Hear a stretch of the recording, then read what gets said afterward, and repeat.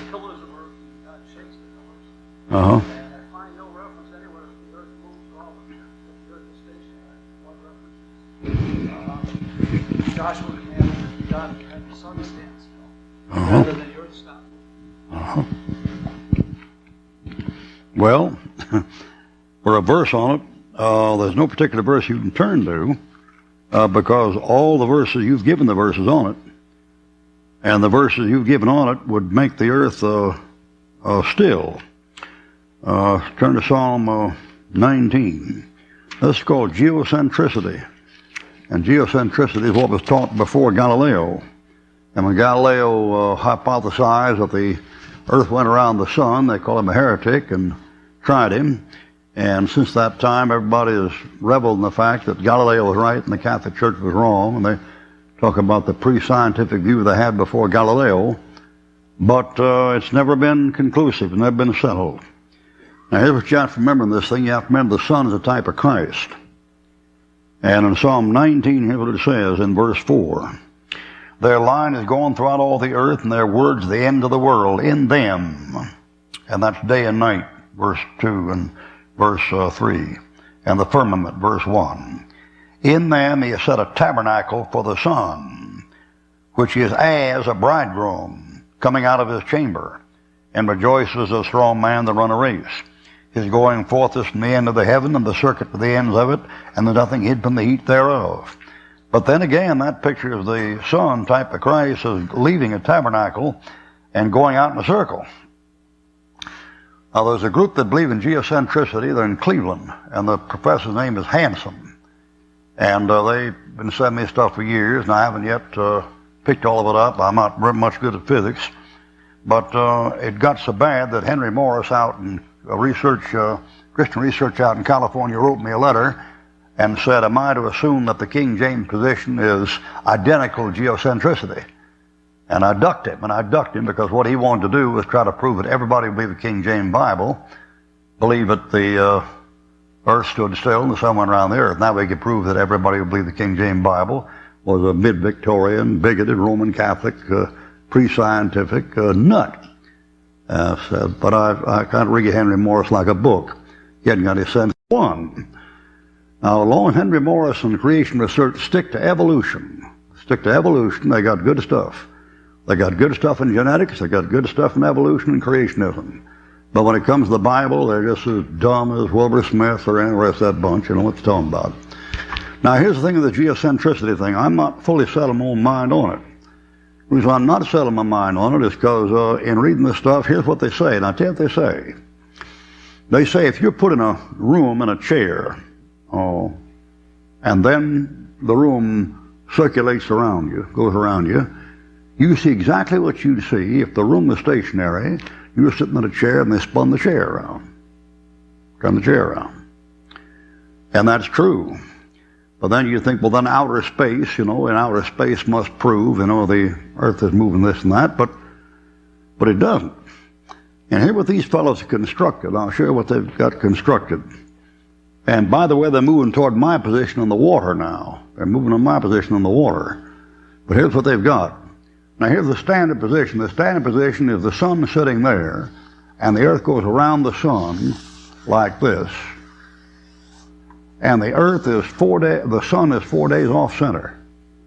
They got the earth going around here. And the 4 days it's off center are September 20th to September 23rd. Or 24, 21, 22, 23, and 24. The sun is there. This is something like 90 million miles in the winter where you're going now. This is something like 93 million in the summer where you're going in a while. And this is September, and this is December, and this is over here in March, and this is down in June someplace. And the reason why the earth it's colder in the winter than it is in the summer is because the earth is tilted. But the earth is closer to the sun in the winter than it is in the summer. In December, the earth is up here, and it's 3 million miles closer to the sun than it is down there. Now, with that thing like that, that's in Genesis chapter 4, or Genesis 1. The evening morning of the first day, the evening morning of the second day, the evening morning of the third day, and the fourth day, the Lord said, let the greater light rule the day, and the lesser light rule the night. So the universe, the solar system, bears testimony to a King James Bible. But nobody wants that. Schofield can't stand it. Schofield backs out. Once you start this stuff about the earth being created before the sun, then everybody gets off the board as quick as they can get. All of them. Schofield says, when he says he made the greater light to rule the day, the Hebrew word is indicative of function, not origin. Yeah, don't you know how? Which means the sun was there all the time. It just began to function on the fourth day, you see. Now, that is what the book teaches. The book teaches the earth is here before the sun's here. And that's bad business. No evolutionist believes that. Plus, he's a theistic evolutionist. You can't be an evolutionist and believe the Bible. In the Bible, the earth is there before the sun's there. Now, in geocentricity, the thing's like this, and the sun going around here. And as far as that goes, so is the moon. And as far as that goes, so are the planets. How they're laid out. And the earth is here, like that. And this stuff is going around here like this, outside. And the same phenomena can be found in the books I have. I have a book maybe 300 pages thick. We'll go into all the physics on it and all the astronomical details on it. All the stuff. Quasars and redshift and dwarf variable, red dwarfs and all that stuff. Just, it's over my head really, but I recognize the fellow's done his homework. He knows what he's talking about. And that thing there, he's got the thing moving around like this. Now here's how he has this moving around like this. He has this thing here, firmament. And the old boy's he's got water. He's got water here below the firmament like this, and water above the firmament like that, and the firmament rotating like this. So when you look up there at night, what you see is going by you, around you like this. The earth is stationary. Now that'd be a deadly profession to make until you knew exactly what you're talking about. But it's got its points. Now, the one problem there is, according to that thing, with this setup right here, one bad thing about it is that the earth sitting here and the sun, a type of Christ, is controlled here in the world's orbit. And the same way with the moon. And over here, the sun, the Christ, the center. And the stuff's going around him. Which looks more correct in a spiritual application. For those are two theories. One is geocentricity, and the other is solar centricity, and all the scientists are solar. I haven't made up my mind yet. I've still got an open mind on it. What about the chair illustration? The earth is stationary. Yeah. But it's still spinning. The earth? So, I mean, on its axis. No, he got the earth sitting there still. Well, when they put a satellite up in an orbit, they put it up so it matches the earth's spin, so it stays in the same spot. Yeah, but he says there that if you were out there spinning around, that it looked just like it would if you were sitting here looking up at it. You get the same effect. And he got stuff on magnetic at the poles that's peculiar. You got some stuff. He goes to show that anything that you can prove from one, you can prove from the other. But the fellow you want for that is not Ruckman. I'm not a scientist, and I know nothing about physics. When it comes to physics and chemistry and astronomy and mechanics, I am a perfect blank. And I can study and study till my hair turns white, and I still can't get it. It's like we have some students come to school and they study Greek and they just work like a dog and they never can get it after 3 years. There's something you can't bat 1,000. There's some areas you got to be stupid in. And I'm in stupid in about 5 areas. And I know where they are, and I keep out of them. I keep out of them. Yeah, yes, ma'am. Yeah, my husband asked me to find out what's your view of when the two witnesses come and talk, at what point in the 7 years. All right, Revelation chapter 11. Now the time in them is given, and the time is given so that when they finally come up from the dead, the tribulation's over. In Revelation chapter 11, in verse 14, well, I'll get 13, and you want to notice the events here that take place when these two witnesses are resurrected, and they're resurrected 3 days after they're killed. Well, in Revelation 11:13, the same hour That's identical. 14, the second woe is past, the third woe cometh quickly, so not much interval. And the seventh angel sounded and said, the kingdom of this world will become the kingdom of our Lord and his Christ, second advent. All right, now backing up there in verse 11, those two witnesses get beheaded. They're killed in verse 7 and 8. And they only lie down on the ground 3 days and a half, verse 11. Then they're caught up, and the second advent takes place. So there's no intervening time there, more than a couple of days. Or when they begin to prophesy, you read here in verse 3, I will give power to my two witnesses, and they shall prophesy 1,260 days, clothed in sackcloth. That's an even 3.5 years in a lunar month. And that 3.5 is a strong thing in that Bible. Here's Daniel's 70th week, and then in the middle, the Antichrist breaks the covenant. That's 3.5 and 3.5. All right, here these dead bodies lie on the ground. They're on the ground 3.5 days. You get the Passion Week when Christ is crucified on Wednesday. That's a perfect 3.5. Right in the middle of that thing. And that 7 is divided off into, when it's ever divided, it's divided off into 6 and 1, or 4 and 3, or 3.5, 3.5. It's never divided in 1, 6. It's never divided into 2, 5. It's never divided into 3, 4. It's never divided into 5, 2. It's always divided into 6 and 1 more, or else it's 4 in the first section, 3 in the second section, or 3.5 and 3.5. Now this thing here in the tribulation we're talking about, this is a year thing. That was a day thing over there. That's a year thing there. And they prophesy that long. Now that's an exact 42 months of 30 days each. And that would mean that they get killed 3.5 years before the thing ends, so they get killed right in the middle of Daniel's 70th week. And Daniel's 70th week runs 7 years. And the problem on this thing, from our standpoint, is you don't know if the church does not go into some of Daniel's 70th week. That's the problem. And some of them talk about the tribulation and the great tribulation, but that's an artificial designation. The designation that's genuine is there's a period of 7 years yet to come called Daniel's 70th week. And in the middle of that week, the Antichrist will break that covenant. And then all hell breaks loose there. But that's when these fellows here are preaching. During that thing right there. And so the problem is, does any of that Daniel's 70th week apply to the church? And the answer is, I don't know that one either. But it looked like it didn't. Because he says in Daniel, 70 weeks are determined upon thy people. That's Israel. And of course, if that's true, then we're in a rough situation. Because it means the Daniel 70 week hadn't started yet.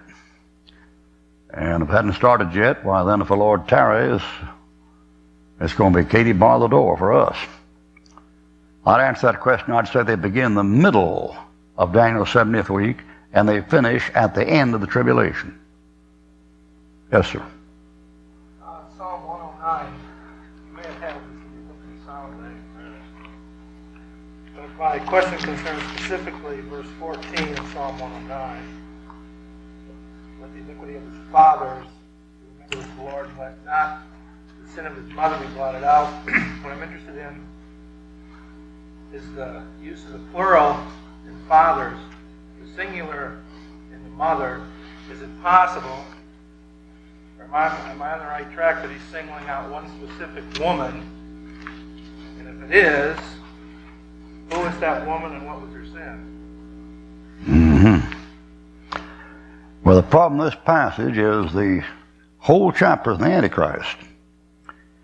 And take Psalm 109, verse 6. When he starts this thing, he identifies the Antichrist here in at least one incarnation as Judas. Psalm 109, 6, set a wicked man over him and let Satan stand at his right hand. Verse 8, let his days be few and let another take his office. Now you see that? You have a cross-reference there to Acts. Look in your margin. You don't have a cross-reference there to Acts chapter 1. You all got it? You have reference Bibles? There'll be reference there to Acts chapter 1. And the thing to Acts chapter 1 is Judas Iscariot. And the question comes, how can you apply this thing to him? For example, 9, let his children be fatherless. There's no reference to Judas even being married, I know of. Let his wife be a widow. If she had a wife, it isn't mentioned. Of course, it is mentioned in some of the rest of them. It's not mentioned about Thomas. The two mentioned having wives are James and Simon Peter. Paul mentions that. But there's no reference, whether John or Thomas or Matthew, these guys are married. Then he says, verse 10, let his children be continually vagabonds and beg. Judas didn't have any, actually. Then verse 13, let his posterity be cut off, and the generation following, let their name be blotted out. Now the verse he asked about is verse 14. Let the iniquity of his fathers, plural, be remembered with the Lord. If that's Judas literally, then he's the son of Simon, John chapter 10, or John chapter 6. And it'd be fathers, plural, that'd be a family thing. And that gets you in all kinds of trouble. That gets you the thing where Christ says, your father the devil, and the lust of your father you will do. It brings up a problem if there's a satanic seed somewhere. The seed is progressive. And that's a little hard to get into. I'm not sure about that stuff at all. It might be in the case of Judas Iscariot, because Christ said, I have not chosen you 12, one of you is a devil. So even though he has a human father, Simon, he must have a peculiar birth, because he's not called a man in the sense that you're a man. He's called a devil. Not the devil, and not possessed with the devil, like all the scholars say. But I've chosen you 12, one of you is a devil, singular. But the scholars all teach there's only one devil. So they're all off, just throw them out. So that's a problem you get into all the time. Ruckman thinks he's right and everybody else is wrong. That's right, I'm right and they're all wrong. And you say, why? Because when the book says it, they're all wrong. If they correct the book, they're all wrong. Too bad. Tough apples, so sorry, some other time. All right, now the question comes up about his birth then. Is this a reference to his literal fathers? And if so, the question comes up on his mother, verse 14. Let not the sin of his mother be blotted out. Well, what would her sin be? Having him? All right, now if the Antichrist, of course Judas will be the Antichrist, but he will not be that necessarily at birth. For example, right now Judas is called the son of perdition. John chapter 17, verse 12. And the son of perdition is not here on earth right now, he's in the bottomless pit. When he comes up out of the bottomless pit, Revelation 17, he'll go into perdition, because he's the son of perdition. The bottomless pit right now, he's a devil. He's called the angel of the bottomless pit, Revelation chapter 9. So Judas on this earth is a picture of the Antichrist, and then he dies and goes down the bottomless pit. He's a devil, it's his place. He's the king of it, Revelation 9. In the tribulation he comes up. When he comes up, he becomes incarnate in a man. So there's a sense in which he's Judas, and there's a sense in which he's not Judas. He's the spirit of Judas up from the pit. But when he shows up, he may not show up as Judas Iscariot. Matter of fact, I'm pretty sure he won't. Now, Brother Noe is a little different opinion. Brother Noe has interest in a thing on it. He says it'll be Judas. He says when he comes up, Christ said, I am come in my name, my Father's name, you receive me not. If one come in his own name, him you will receive. And when I talked to Brother Noe about it, and said, well, why would they accept him knowing who he was? He said, well, today is the day of the bad man the hero, isn't he? I thought to myself, yeah, that makes sense. And when they put out Jesus Christ Superstar, you know what they made Judas? They made him O.J. Simpson. They made him a black man. And he was the hero. Because when Jesus Christ Superstar ended, guess who was dead? Jesus Christ. And guess who was alive? O.J. Simpson. Or Eddie Murphy, I don't know which. Isn't that a strange thing? Here's a play about the life of Jesus Christ that ends up with him still buried and Judas alive. That is not Matthew, Mark, Luke, and John end. They end with Jesus Christ up from the dead and Judas hung by his neck. So the question comes up about his mother. Well, in Genesis chapter 3, he said, I'll put enmity between your seed and the seed of the woman. And talking about the seed of the serpent and the seed of the woman. The seed of the serpent implies the serpent could have a son. And he does, because it's called the son of perdition. That's what he's called. Christ is called the Son of God. He's called the Son of perdition. In every other place, the devil will match Christ. If he matches him here, you're going to match him here, you'll have to have a virgin birth, or at least have a human mother. If you're going to match him here. Now, he may not match him here, but he matches him as being a lion, the lion of the tribe of Judah. Oh, the devil, your adversary, goes about as a roaring lion. He matches him as a serpent. That old serpent, the devil, as Moses lifted up the serpent in the wilderness, so the Son of Man be lifted up as an angel. 2 Corinthians chapter 11, no wonder Satan is transformed angel of light. God is light, in him is no darkness. As a Messiah, Christos, anointed, Ezekiel chapter 28, he matched him all the way down the line. If that weren't enough, Judas preaches for 42 months. Judas preaches 42 months. And if that weren't enough, he hung on a tree. See, folks just don't think about that. He hung on a tree, and he preached 42 months. They're almost identical. That is, no, the word Judas, that's your Greek from Judah, the name of the tribe. So if they're going to match all the way, you'd have to have a human mother. In that case, that reference would be literal. In that case, verse 14, let not the sin of his mother be blotted. That'd be literal about a woman. Now, if it's not literal, then it's just a spiritual, figurative type of thing. I mean, anybody connect with him, let him be cursed. Now, in his fathers, turn to Daniel chapter 11, on the Antichrist, verse 36. Daniel chapter 11, verse 36. It'd have to be a reference to the Jews who rejected Christ. Ye of your father the devil, and lust of your father you will do. Here's the Antichrist in Daniel 11, 20, 36. And the king shall do according to his will, and shall exalt himself, and magnify himself above every god. That's the southern perdition, 2 Thessalonians 2. And speak marvelous things against the God of gods, and shall prosper till the indignation be accomplished, for that is determined shall be done. Neither shall he regard the God of his fathers, nor desire of women, nor regard any God, for he shall magnify himself above all. And the fathers there, that's the God of Abraham, Isaac, and Jacob. Those are the Jewish patriarchs in that passage. Oh, I come to Isaiah 14 for one more.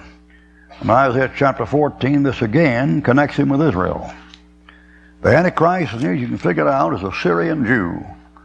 And he has to have all three kinds of blood in him. He has to be Shemitic, Hamitic, and Japhetic. He has to be all three of them. He has to be Shemitic because he's connected with the Jew. He has to be Hamitic because he's connected with Ham and Moab, Lot's bastard child when he was drunk. And he has to be connected with a European because so far every anti-Semitic world ruler who's a type Antichrist has been a European.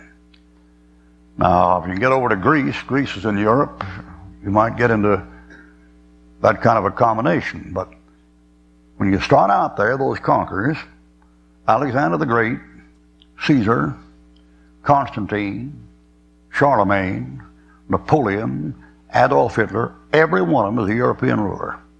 Every single one of them. And every one of them after Alexander the Great is an anti-Semitic. All right, Isaiah chapter 14 on the Antichrist. Here called the king of Babylon, addressed to as the devil. You recognize the past verse 12, 13, 14, 15. 21. Prepare slaughter for his children. There's the psalm. For the iniquity of their fathers. There's the psalm. They do not rise. There's the posterity. It's right there. Now that thing matches. And that thing there is the Antichrist. And in the passage on the thing, it says in verse 20, thou shalt not be joined with them in burial, because thou hast destroyed thy land, Palestine, and thy people. There's Abraham, Isaac, and Jacob. Well, that's probably what the reference is to. All right, something else. Just in the back. Dr. Ruckman, go along with Satan's seed in Ezekiel chapter 32. He mentions a bunch of names here along with Pharaoh, and it says Pharaoh's a dragon.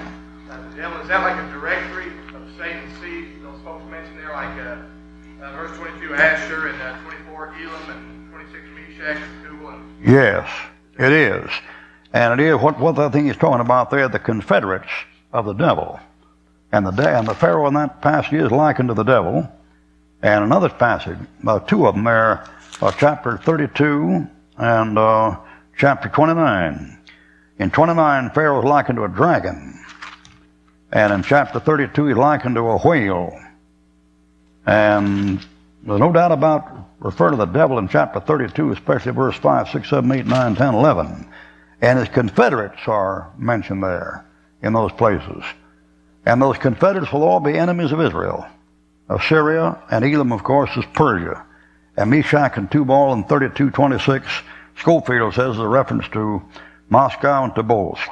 And Edom, verse 29. And they're confederates, and every one of them has one thing in common. They're anti-Semitic. They're enemies of Israel. Let me show you a passage like it in the Psalms where this confederacy is listed again and listed by name. Oh, I don't have it. Oh, yeah, let's see. Here we go. 83, Psalm 83. Now, these things, nobody's got this thing figured out yet. But as sure as the world, when you find these ancient countries mentioned in the Bible, they've got to be pictures of modern countries. And they're disguised. For example, some of them are evident. For example, in Daniel chapter 2, he talks about Babylon. Well, Babylon's Iraq. That's what it is. That isn't all. You remember Assyria? Well, the Antichrist is called the king of Assyria in 10 places. Now, I don't believe it's Hussein the Antichrist, but he sure got good credentials. I mean, if he were to get killed and come back to life, you'd have something to deal with. But he's in the right place. He's in Assyria, and he's the king of Assyria.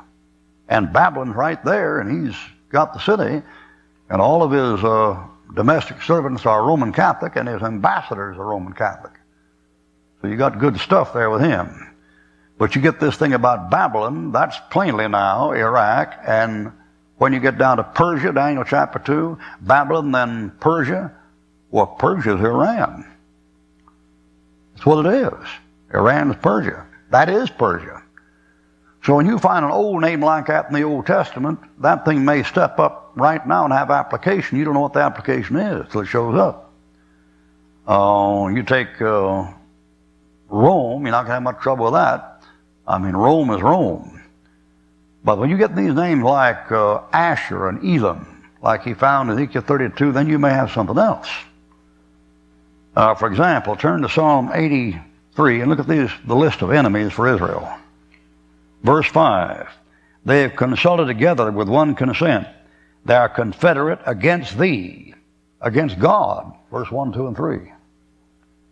And he starts, Edom, Ishmaelites, Moab, Hagarenes, Gebal, Ammon, Amalek, the Philistines, Tyre, Asher, 10. 10 kings gathered together against the Lord and his Christ. Revelation chapter 19. And they shall make war against him, and he shall overcome them, because he's King of kings and Lord of lords. Now there are 10 of them there, and they're named. And they gather together against Christ, and verse 3, against the Jew. But the trouble is the names, because the names now are going out. Edom, that thing now there is down around Saudi Arabia. The Ishmaelites, that's the same place. Moab, that's Transjordan. The Hagarenes, I don't know where that is. Gebal, where the Ammon is Transjordan. Amalek is Transjordan. The Philistines are South Palestine. Tyre, that's Lebanon. That's Syria. And Asher, Assyria, there's Hussein. The children of Lot, Moab and Ammon on that side. Now, the chance of 10 to 1, when you pick up your Bible, read this stuff about these ancient nations, and it doesn't look like there's much to them, that behind those things somewhere is Germany, Russia, and the United States, and a bunch of the rest of them. But nobody's got the thing worked out, and the Mormons sure don't have it worked out. There's a question right here first. Yes, sir. Yes, when Christ was hanging on that cross, I mean, we had God incarnate, both God and man in one body, yet Yes, sir. somehow separate, right? Yes, sir. Then he says, death, Father, into thy hands I commend my spirit. And then later on, or earlier in John, he had said he would raise himself from the dead. In Acts, Peter says in 2 and 3 that God raised him from the dead. And then Peter goes on in 1 Peter 3 to say the Spirit raised him. Yes. What all was going on there? Was there some kind of a separation? Well, there has to be a separation. There has to be a separation at the death on the atonement. But when you begin to talk about the resurrection being performed by three different ones, that can come back together. That's just an operation of the Trinity. Yeah. But here's the problem you've got. When Christ on the cross, he says, Father, into thy hands I commend my spirit. That's a reference to the Trinity. But before he says that, he says, my God, why hast thou forsaken me?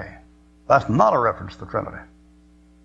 The Father never forsook him. He said, Father, I know thou always hear my prayers. I know you always hear me. So there's no separation in the Trinity, but there's a separation here. See, that's a man saying that. That isn't the Son talking to the Father. That's a man talking to God. And the man's in hell. The man says, my God, why hast thou forsaken me? That's what the fellow says in hell. The man says, I thirst. That's what the fellow says in hell. And the prayer doesn't get answered. Now, the reason why that thing is such a mystery, why it's so hard to get together, is I'll show you why. You and I have three parts to us, a body, soul, and a spirit.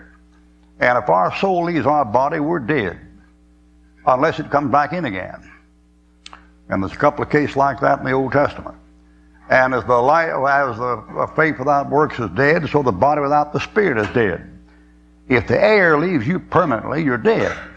Now you have these cases of cataleptic seizures, and comatose, and you get these things where the guy's heart stops working, they work on him, and get the thing going again. And that isn't a final, in those cases there, the Lord hasn't taken the soul. But once the Lord takes that soul, you're not going to bring that body back no matter what you do with it. Now, you have a body, soul, and spirit, and that's all you got. You've got a human body, you've got a human soul, and you've got a human spirit. Now, you're born again, something new has been added. You're born again, the Holy Spirit comes into you. And the Holy Spirit comes into you from the Lord, and the Holy Spirit joins up with you and puts you into Christ. Now, Christ has a human, I'm talking about a man. Christ as a man has a body. The body gets tired. The body gets thirsty. The body gets hungry. The body gets hurt. The body gets cut. The body bleeds. That isn't God. God doesn't get cut. He doesn't get tired. He doesn't get hungry. He doesn't thirst. He doesn't bleed. Who ever heard of God getting thirsty? Who ever heard of the Lord tiring out? Getting worn out. Christ, being wearied, sat in the well at the 6th hour of the day. Did God get weary? God isn't weary. No searching his understanding. Now you get talking about these things, and fundamentalists get nervous because they keep thinking you're attacking the deity of Christ. They have around Brother Ruckman, this Dr. Ruckman's a Nestorian. He doesn't believe the deity of Christ. You know what the Catholics had against Nestorius? Call him Nestorian. You know what they had against Nestorius? He wouldn't call Mary the mother of God. I won't either. All right, was Jesus Christ God manifest in the flesh? How many say yes? All right, was Mary Jesus' mother? How many say yes? Mother of God, see? All there's to it. If you don't believe that, you're a heretic. I don't believe it. All right, now he's a man. He has a human body. Now listen. Though he were a son, yet he learned obedience. Who ever heard of God learning anything? There's the passage. Christ, he learned. That can be a reference to God. What does God get? Would you tell me what God has to learn? Though he were a son, yet he learned obedience by the things which he suffered, and being made perfect. You mean he wasn't made perfect? And being made perfect? It's all in there. Being made perfect, he became the author of eternal salvation to them that obey him. Now, see that thing? That's talking about a man who is born like a man, lives like a man, dies like a man. You know what Christ's favorite name for himself was? the Son of Man, the Son of Man, the Son of Man. He liked that title. He liked to associate himself with sinners. The Son of Man, the Son of Man, the Son of Man. We talked about his mother. He never would call her mother because he knew she wasn't God's mother. He'd say, woman, woman, woman. Woman, what have I to do with thee? Woman, John, behold your mother, not mine. Behold your son. See that stuff? He wouldn't call her mother. Your mother is without waiting to see you. Those that hear and do the word of God, they're my mother and father. Boy, the Catholics don't like that stuff. You ladies in this building, if you've done the will of God, how many of you ladies are over, we'll say, will be kind to you, you're over 45 years old and you've tried to do the will of God in your life? Let me see your hand. Any here? All right. A couple of you here. Now he says, you're my mother.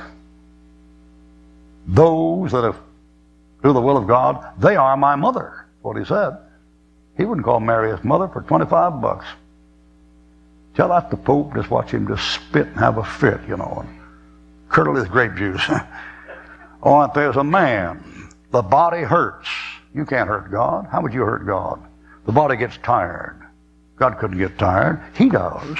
There's a soul. My soul is sorrowful even unto death. He came to the tomb being grieved in the spirit. He has a body, soul, and spirit. But look at here. He that has seen me has seen the Father, right? There's God's body. All right? God manifest in the flesh. There's God's soul. God giveth not the Spirit by measure to him whom he loveth. In him dwelleth all the fullness of the Godhead bodily. Christ has 6 parts to him. There's anywhere in the world you can understand that. He has 2 natures. Man of very man, God of very God. The Son of God, the Son of man. Unto us a child is born. Unto us a son is given. Is that? The gift of God is eternal life through Jesus Christ the Lord. Those 2 are 2 separate, distinct natures. And there's 3, and that's 6. That's the number of man. The perfect man is Jesus Christ. But he has 6 parts to him. Now he died on the cross. This part here says, my God, why hast thou forsaken me? And this one says, Father, into thy hands I commend my spirit. And they're both the same one, but they're different. But they're identical, but they're separate. And there's anywhere in the world, at the Council of Nicaea, they sat down and argued about that thing for 3 weeks, and when they got through, they had the most muddled up, jumbled mess you ever read in your life. Homoousia and ephousia, and the ousia, the essence is the essence of the being, and the being of the essence is the nature, and the nature co-substantial and parsubstantial and constant. They know what in the world they're talking about. It's a mystery. You're getting the Trinity in a mystery. So the answer to that question is there's a division there at Calvary, and that explains how he can die for a man and at the same time make an eternal payment at the same time. That's the only way you can explain it. But when it comes to the resurrection, all 3 are involved. You could say he raised himself or any of the other 2 do it. Yeah, I knew that couldn't be the separation, but No. I wasn't figuring out where it came from. Yeah. Okay. Yes, sir. 2 years ago, I read a book by a fellow by the name of Grant Jeffrey. He took two-state theory and he took each cycle, took the amount of days that Jerusalem was tried down to Gentile versus the Jews, etc. And he made a stab at the 7 years beginning in last fall of '93. Yeah. I think you missed it, but I was wondering if you had insight on that. If you had any- Yes, I've thought that, but of course that means we're in Daniel's 70th week. See? And that means also you'd have another 2 years to go, which I'm not looking forward to at all. I hope that's wrong. Now here's how it goes. If our calendar is right, and you got to put that in there, see. I hate to mess everything up at the start, but if you don't put that in there, the Lord has got the thing figured so you can't nail it down, and you can't nail it down because you're not certain of the calendar. Now there's some men that are very certain of the calendar. There's a fellow up in Minneapolis with the Creation Research Society named Faulstitz is his name, and he's a computer man. And he got it all worked out, man, where there's just absolutely a sinless, perfectly form of chronology, everything from Adam up to right now. You know what the blankety blank he's talking about. I've got at home, I've got 10 different systems of chronology, including Morrow's system and Bullinger's system and somebody else's system, the Copernican and the Galileo and the Caesarean system and the Hebrew system and I've got one book at home by a Seventh-day Adventist called Smith. And that book gives you that book proves beyond the shadow of a doubt that Adam was created in the Sabbath, Abraham was born in the Sabbath, the flood started in the Sabbath, Isaac is born in the Sabbath, Abel and Cain were born in the Sabbath, Moses was put in the bulrushes in the Sabbath. He got all the 7 days worked out clean through, and he finally winds up with Christ crucified on Friday. And he wasn't crucified on Friday, he crucified on Wednesday. So you get it all screwed up. Now, if that's the right date, then the date of the Advent is September 24th, Feast of Tabernacles, 2000. Because that's the 4 days the sun's off. In them he hath set a tabernacle for the sun, which is as a bridegroom coming out of his chamber and rejoicing as a strong man to run a race. Feast of Tabernacles. Why? The Word became flesh and tabernacled among us. The thing is September. All right, if that's the Advent, then Daniel's 70th week has to be 1993. Now, I used to preach this thing. I'd preach. I'd say if Jesus Christ was born in 4 BC, I would say the rapture cannot be later than 1989. Of course, I was very careful to say if our calendar is right. I put in there every time. And these blasphemous, slandering, foul-mouthed idiots at BBC would say Ruckman's a date setter, Ruckman's a Jehovah's Witness, Ruckman, blah, blah, blah, blah. You get my tape, the 7/7, I preached that thing for 40 years. I never changed that format that far. Matter of fact, I'd say, if the calendar is right, and then I'd say,